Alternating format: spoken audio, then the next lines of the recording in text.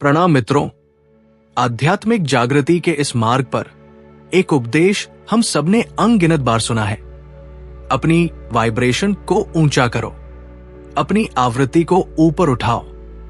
बचपन से ही हमें यही सिखाया गया है कि शुभ विचार रखो, पूजा अर्चना करो, ध्यान करो और ईश्वर के प्रति कृतज्ञ रहो। ये मार्गदर्शन बिल्कुल उचित है, इसमें कोई त्रुटि नहीं है। जब हम इन क्रियाओं का पालन करते हैं तो हमारे भीतर शांति का संचार होता है और मन को गहरा विश्राम मिलता है। किंतु क्या आपने कभी रुककर यह विचार किया है कि इतना सब कुछ करने के पश्चात भी, घंटों की साधना और सकारात्मक चिंतन के बावजूद आपके जीवन की वो विशाल और जटिल समस्याएं क्यों टस-से-मस नहीं हो रही हैं? क्या होगा यदि मैं आपसे ये कहूं कि केवल वाइब्रेशन को बढ़ाना या हाइक करना पूरी प्रक्रिया नहीं है? ये तो मात्र एक आरंभ है। वास्तविक रहस्य इससे कहीं आगे है। आज मैं आपके समक्ष उस प्राचीन सत्य को उजागर करने जा रहा हूं जो हमारे सिद्ध ऋषियों और महान योगियों को ज्ञात था। केवल वाइब्रेशन को उच्च स्तर पर रखना पर्याप्त नहीं है, आपको अपनी वाइब्रेशन को सशक्त यानी अस्ट्रांग बनाना होगा। ये एक अत्यंत सूक्ष्म परंतु बहुत गहरा भेद है जिसे समझना अनिवार्य है। सत्य तो यह है कि जो लोग अपनी वाइब्रेशन को केवल हाई रखते हैं वे अच्छा अनुभव करते हैं, प्रसन्न रहते हैं, परंतु जो अपनी वाइब्रेशन को स्ट्रांग बना लेते हैं वे इस वास्तविकता को, इस संपूर्ण जगत को बदलने का सामर्थ्य रखते हैं। इसे एक दृष्टांत से समझते हैं ताकि ये बात आपके अंतर्मन में उतर जाए। मान लीजिए आपके पास एक अत्यंत दुर्लभ वीणा या गिटार है। वाइब्रेशन हाइक करने का अर्थ है उस वाद्य यंत्र के तारों को सही सुर में कसना ताकि वो बेसुरा न लगे। लेकिन वाइब्रेशन को स्ट्रांग करने का अर्थ है उस वीणा को इतनी दक्षता और इतनी प्रचंड ऊर्जा के साथ बजाना कि उसकी गूंज से संपूर्ण ब्रह्मांड कंपित हो उठे। उसकी ध्वनि से आपके आसपास की जड़ वस्तुएं भी स्पंदित होने लगे। यही अंतर है केवल शांत बैठे रहने में और देवाधिदेव महादेव शिव की भांति एक सक्रिय रचयिता बनने में। एक क्षण के लिए अपने नेत्र बंद करें और अनुभव करें। क्या आप अपने जीवन में केवल शांति की कामना करते हैं या आप अपना भाग्य स्वयं गढ़ना चाहते हैं? क्या आप केवल लहरों के प्रवाह में बहना चाहते हैं या आप स्वयं वो सागर बनना चाहते हैं? यदि आपकी अंतरात्मा पुकार रही है कि हां, मुझे अपनी वास्तविकता स्वयं रचनी है, तो नीचे कमेंट बॉक्स में अभी लिखें आई फील 80। ये कमेंट केवल शब्द नहीं है, ये ब्रह्मांड को भेजा गया आपका प्रथम संकेत है कि आप तैयार हैं। और एक चेतावनी देना चाहूंगा, इस वीडियो का एक क्षण भी अनदेखा मत कीजिएगा। हमारे शास्त्रों में कहा गया है कि अधूरा ज्ञान विष के समान खतरनाक होता है। जैसे अभिमन्यु चक्रव्यूह में प्रवेश तो कर गए परंतु उन्हें बाहर निकलने का पूर्ण ज्ञान नहीं था।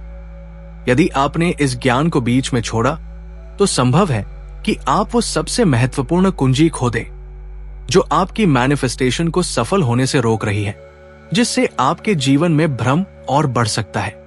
अतः इसे अंत तक एक तपस्या की भांति देखें। हमें सदैव ये सिखाया गया है कि इस अनंत ब्रह्मांड में हम धूल के एक कण के समान हैं। हम स्वयं को क्षुद्र मानते हैं और इस संसार को विशाल जो अपनी ही गति से चल रहा है। हम भाग्य के भरोसे बैठे रहते हैं, किंतु ये सबसे बड़ा मायाजाल है, एक भ्रम है। हमारा सनातन वैदिक ज्ञान और आधुनिक क्वांटम फिजिक्स दोनों एक ही विस्मयकारी सत्य की ओर संकेत कर रहे हैं, और वो सत्य ये है कि हम इस ब्रह्मांड के भीतर नहीं रहते, अपितु ये संपूर्ण ब्रह्मांड हमारे भीतर निवास करता है। वेदों का उद्घोष है यथा पिंडे तथा ब्रह्मांडे, अर्थात जो इस शरीर रूपी पिंड में है वही संपूर्ण ब्रह्मांड में है। आप उस परम चेतना का, उस कॉन्शियसनेस का वो अंश है जिससे ये सृष्टि रची गई है। आप इस वास्तविकता के दास नहीं अपितु इसके स्वामी हैं, और जिस उपकरण से आप इस संसार को आकार देते हैं वो है आपकी वाइब्रेशन की शक्ति और उसकी स्थिरता। आज हमारी चर्चा केवल सकारात्मक सोच तक सीमित नहीं रहेगी। हम मैनिफेस्टेशन के उस विज्ञान की गहराइयों में उतरेंगे जिसे आज का विज्ञान भी स्वीकार कर रहा है। आप जानेंगे कि ये भौतिक जगत जिसे हम परम सत्य मानते हैं, ये केवल एक छाया है। वास्तविक संसार तो ऊर्जा के उस अदृश्य महासागर में है जो चर्म चक्षुओं से ओझल है।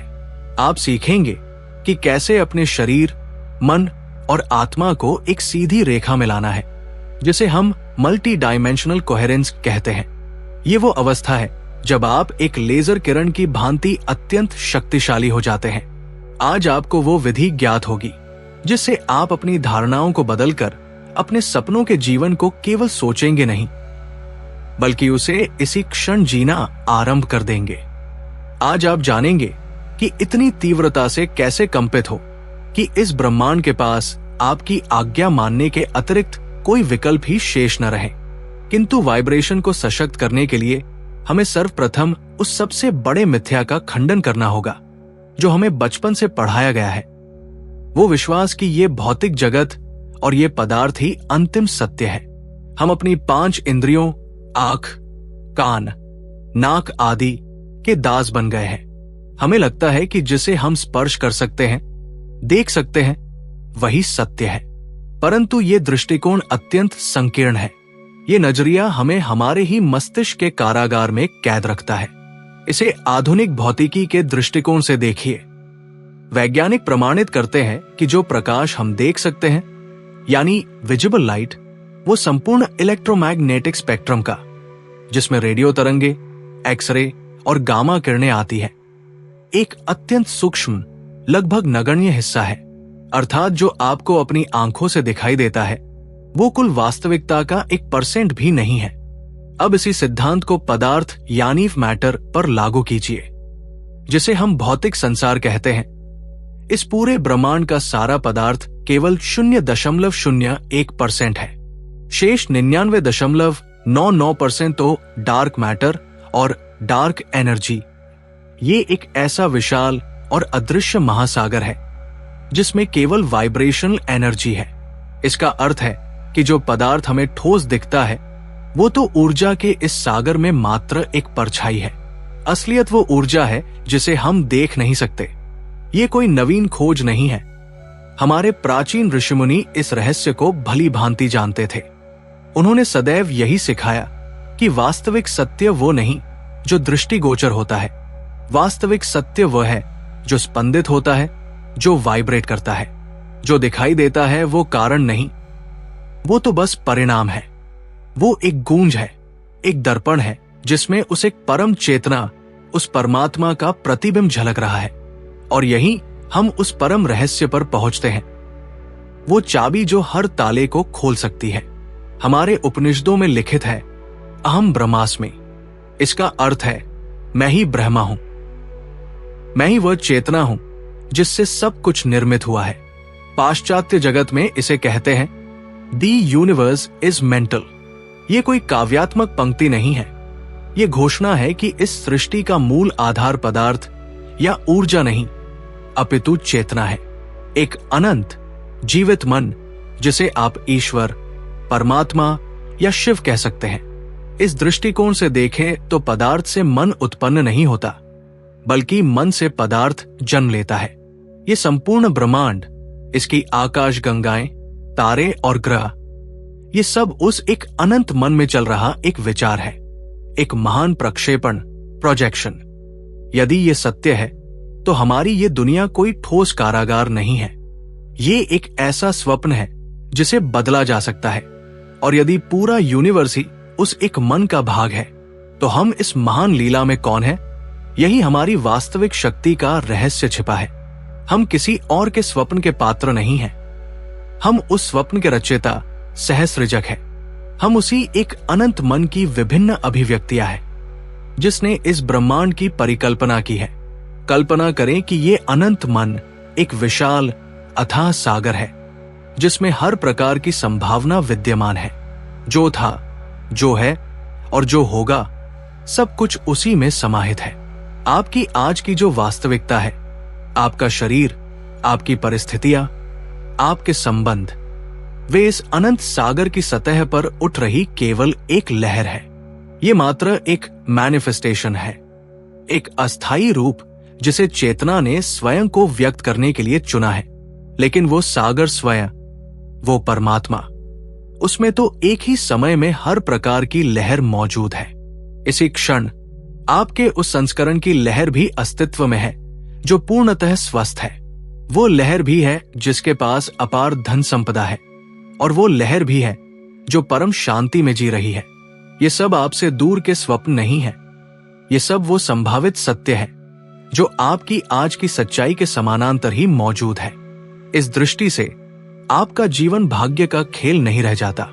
जीवन आपके साथ घटित नहीं होता, जीवन आपसे ही उत्पन्न होता है, चेतना के उस बिंदु से जो आप है। आप उस मन के सागर में एक भंवर की भांति है, और जो वास्तविकता आप अनुभव करते हैं वो आपके चारों ओर घूम रही ऊर्जा का वो पैटर्न है जिसे आपकी स्वयं की फ्रीक्वेंसी ने निर्मित किया है और थाम रखा है। और यही हम वाइब्रेटिंग स्ट्रांग के वास्तविक अर्थ पर पहुंचते हैं। इसका अर्थ जोर लगाना या बल प्रयोग करना नहीं है। वाइब्रेटिंग स्ट्रांग का अर्थ है ये स्मरण करना कि तुम लहर नहीं हो, तुम वो संपूर्ण सागर हो जो स्वयं को एक लहर के रूप में व्यक्त कर रहा है। ये वो क्षण है जब आप अपनी परिस्थितियों से अस्थायी रूप से अपनी पहचान जोड़ना बंद कर देते हैं और उस अनंत रचनात्मक चेतना से जुड़ना आरंभ करते हैं जिससे ये सब कुछ उत्पन्न हुआ है। ये अपने उस जन्म सिद्ध अधिकार को पुनः प्राप्त करने जैसा है जिसमें आप उस परमात्मा के केंद्र के रूप में ऊर्जा बनाने और उसे दिशा देने की क्षमता रखते हैं। वाइब्रेटिंग स्ट्रांग का अर्थ है उस अनंत सागर में से अपनी मनचाही लहर का चयन करना और उसे इतनी गहराई और इतने विश्वास से महसूस करना कि वही आपकी मुख्य वास्तविकता बन जाए। चेतना के इस मार्ग पर प्रथम चरण में हम अपनी फ्रीक्वेंसी को बढ़ाना सीखते हैं। हम भय, क्रोध और हताशा जैसी भारी अवस्थाओं से बाहर निकलकर कृतज्ञता, प्रेम और शांति को अपनाते हैं। इसी को हम वाइब्रेटिंग हाइज कहते हैं और ये अत्यंत आवश्यक है। इसी से हम अपने ऊर्जा क्षेत्र को स्वच्छ करते हैं और अपने भीतर के वाद्य यंत्र को सुर मिलाते हैं ताकि वो शोर मचाना बंद कर दे और संगीत उत्पन्न करे। इसका परिणाम होता है एक गहरी शांति और जुड़ाव का अनुभव। लेकिन अब अगला सत्य सुनिए। अच्छा महसूस करना और अपनी मनचाही वास्तविकता बनाना, ये दोनों जुड़े तो हैं, लेकिन ये निपुणता के दो अलग अलग स्तर हैं और यही एक आध्यात्मिक साधक और एक मास्टर मैनिफेस्टर के बीच का अंतर स्पष्ट होता है। ये अंतर है वाइब्रेटिंग हाई और वाइब्रेटिंग स्ट्रांग के मध्य का। वाइब्रेटिंग हाई का अर्थ है अपनी भावनात्मक स्थिति को ऊपर उठाना। ये ऐसा है जैसे आपने किसी रेडियो स्टेशन का वॉल्यूम बढ़ा दिया हो जिस पर आनंददायक संगीत बज रहा हो। आप ध्यान से, अच्छे संगीत से या प्रकृति के सानिध्य में ऐसा कर सकते हैं। परिणाम, आप हल्का, सकारात्मक और शांत महसूस करते हैं। ये एक सुंदर अवस्था है, किंतु अक्सर ये अस्थायी होती है। आप अच्छा महसूस करते हैं, लेकिन आवश्यक नहीं कि आप उस ऊर्जा को आदेश दे पाएं या वो आपकी बाहरी दुनिया में निरंतर दिखाई दे। दूसरी ओर, वाइब्रेटिंग स्ट्रांग एक सचेत शक्ति का कार्य है। ये केवल एक भावना से कहीं बढ़कर है। ये एक उद्घोषणा है। ये एक ऐसी फ्रीक्वेंसी को थाम कर रखना है जो इतनी स्पष्ट, इतनी स्थिर और इतनी अटूट हो कि उस ब्रह्मांडीय ऊर्जा के सागर के पास आपके साथ स्वयं को संरेखित, अलाइन करने और उस वाइब्रेशन को आपकी ठोस वास्तविकता के रूप में वापस भेजने के अतिरिक्त कोई अन्य मार्ग ही न बचे। इसे ऐसे समझे, वाइब्रेटिंग हाई एक लाइट बल्ब की तरह है जो कमरे को एक सौम्य, गर्म रोशनी से भर देता है। ये सुखद लगता है, लेकिन वाइब्रेटिंग स्ट्रांग एक लेजर बीम की तरह है, उतनी ही प्रकाशमय ऊर्जा, लेकिन इतनी एकाग्र और सुसंगत, कोहेरेंट, कि उसकी हर तरंग एक साथ, एक ही लय में चलती है, जो उसे इस्पात को भी काटने की शक्ति देती है।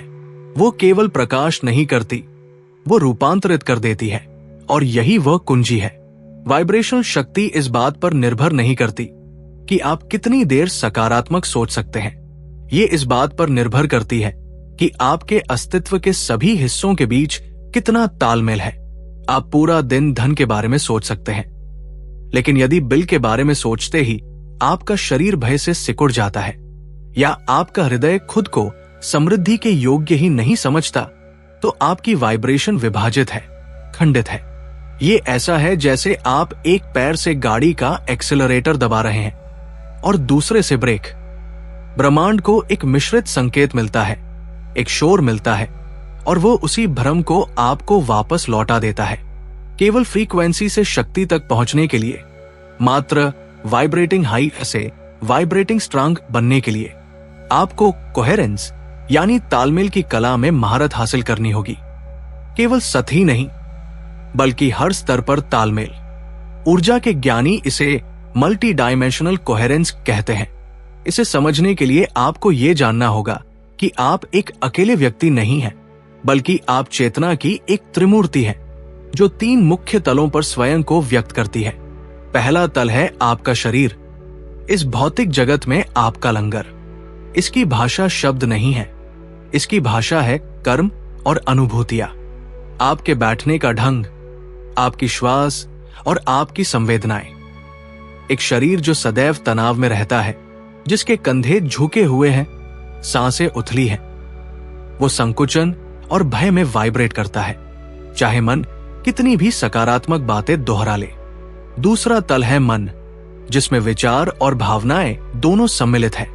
मन की भाषा है वो चित्र जो हम कल्पना में देखते हैं, और वह एहसास जो हम पैदा करते हैं। ये वो वास्तुकार है जो हमारी मनचाही वास्तविकता का खाका तैयार करता है। और तीसरा तल है आत्मा, हमारा सबसे गहरा सार, हमारा परमात्मा से सीधा संपर्क। इसकी भाषा है शुद्ध वाइब्रेशन, मौन ज्ञान और अटूट विश्वास।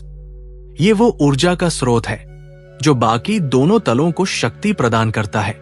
हर असफल मैनिफेस्टेशन की जड़ यही है, इन तीनों तलों के बीच तालमेल का अभाव।